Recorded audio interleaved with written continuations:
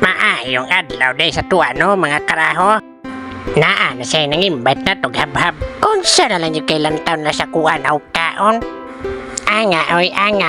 Dili lang yung ko kadili ba? Anga oy. Murag makabiits na puntaan ni ba? Makabring home na sa taan ni di ay. Di are, nag-atik-atik may tabog pasan sila mga luto. Para di na pod ula ba? Anga oy. Nga di are, nabalang mo yung pangita silang cottage. Anga lagi oy.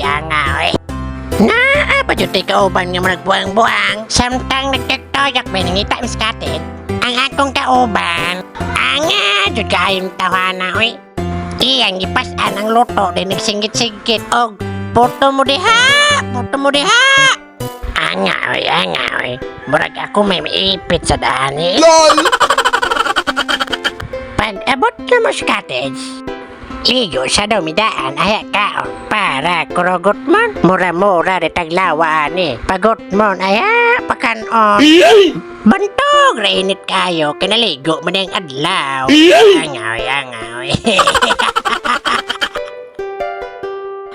Murang makabring home yung kuan ng kauna. Pagka nagkataghan sa pagkaon ay atik-atik na yung video kaya wala na ba ko rin kaila. Mauna yung mga bipat. Basta pista, abante ta.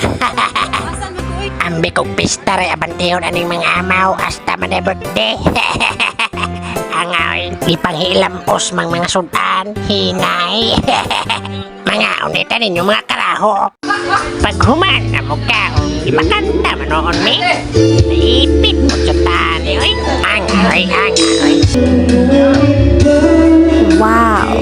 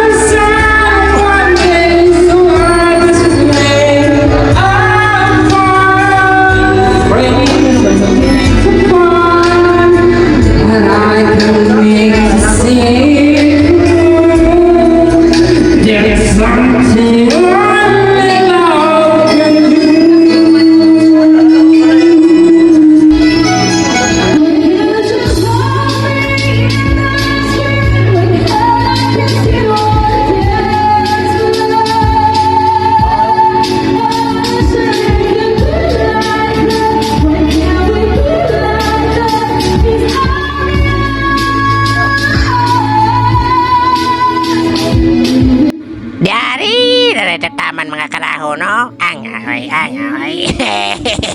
Sa sunod na po.